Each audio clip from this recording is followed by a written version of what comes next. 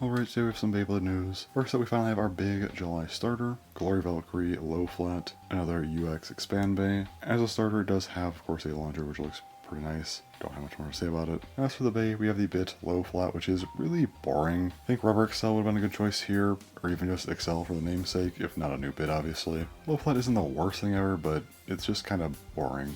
As for the blade, GloryValkyrie, of course, it is a ratchet integrated blade, as it is UX Expand, like I said. It does look really good. Its gimmick is that it is bound, which is kind of boring, honestly. I wish there was a bit more going on with this thing. Like, I get why it's bound, but maybe some kind of secondary gimmick would have been cool. As is, I still think GloryValkyrie is a good release. It's just a bit more underwhelming than I had hoped. Still solid, though. And if nothing else, the design is pretty great. Moving on to Random Booster Volume 11. For this one, the prize is HeavensRing 080 Disc Spike. 080 being reused, makes sense based on the design. Disc Spike is not really what I was hoping to see here. We've already seen this bit because of the Hasbro release of this thing, but the bit apparently has pretty bad burst resistance, and overall just doesn't seem that great. As for the blade, HeavensRing, I mean, it's a round BX Expand blade.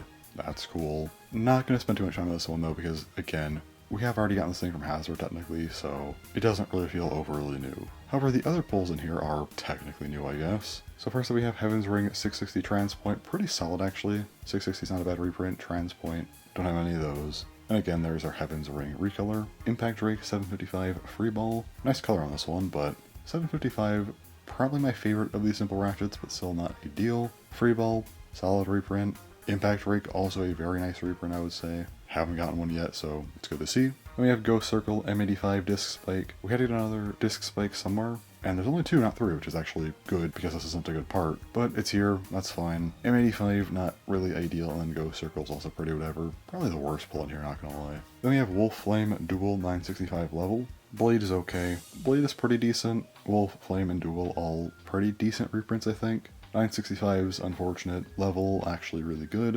And then lastly we have Cerberus Reaper Bumper 080 Wall Ball. Again, pretty decent blade with Cerberus and Reaper. Bumper is kind of whatever, but it's fine I guess. Getting another 080 in here makes sense. And then Wall Ball, I mean sure, it's fine. So overall the pulls in here aren't too bad. It's not the best random booster ever, but it's certainly not the worst. Main problem though is just that, you know, we get way too many simple ratchets in these. They make up half the pulls in here, which really isn't ideal. Beyond that though, this does feel kind of underwhelming, primarily because of Hasbro. This bay technically got revealed like 4 months ago at this point, and some people had this in hand for like a month now, so it doesn't really feel all that new, but it's technically not the random booster's fault. Moving on from that, we have Storm Pegasis 370 Rubber Accel. This is just getting its own release. It was in the anniversary set over a year ago. It's a starter as well, so you have the string launcher. Decent release for anyone who didn't get it, but still wants it, so there's Storm Pegasus. We also have our new Rare Bey Get Battle Bay. DrakeBrave Gravity 470 Ignition. Yeah, this is a massive L, I'm just gonna say it right now. We saw 470 last year in Valkyrie Vault.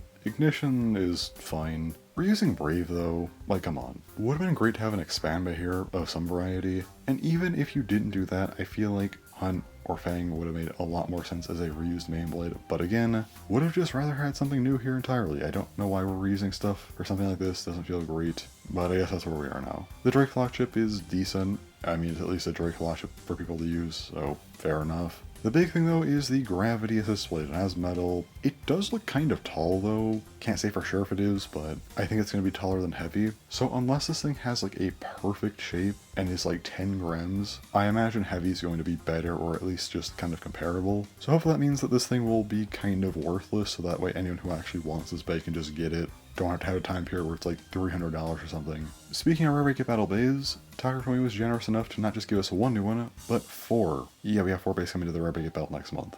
Amazing. Like, as if our lives weren't already bad enough with how Beyblade has been to buy recently, we're getting 4 more Rare Bey Get Battle bays. Though these 3 are probably all like the second tier, so they shouldn't be too hard to get, but it's still just really obnoxious nonetheless. And they're all the Hasbro CX bays. So first up here we have KrakenWriggle Slash 370 Orb. I mean, the design's pretty nice on this one. Also, it is the same combo as the Hasbro one, the only difference being that they swapped out 385 for 370. Guess I figured that part was just too terrible to use again, so that's an improvement. I think Orb is okay, but considering we effectively have Arc Slash here, I think they should have used an attack or at least a balance bit. That would have been nice. Next up we have HornetFort Round 760 Taper. Probably my favorite looking of the bunch. looks really good. And in terms of parts, this one is just straight up 1-to-1 with the Hasbro version. I'm fine with 760 taper. I will say I wish Round was swapped out for something like Jaggy. That could have been cool, but it's still okay, I guess. And lastly, we have BucksAntler Bumper 260 dot. And yeah, they changed Stag to Bucks apparently for the motif, so I guess it's Bucks now. It does look pretty nice, and again it is nearly 1-to-1 with the Hasbro version, but again they did swap out one part, that being a needle for dot again. I guess I figured needle was just too bad to use, so dot is at least better. But yeah, that's everything for the news.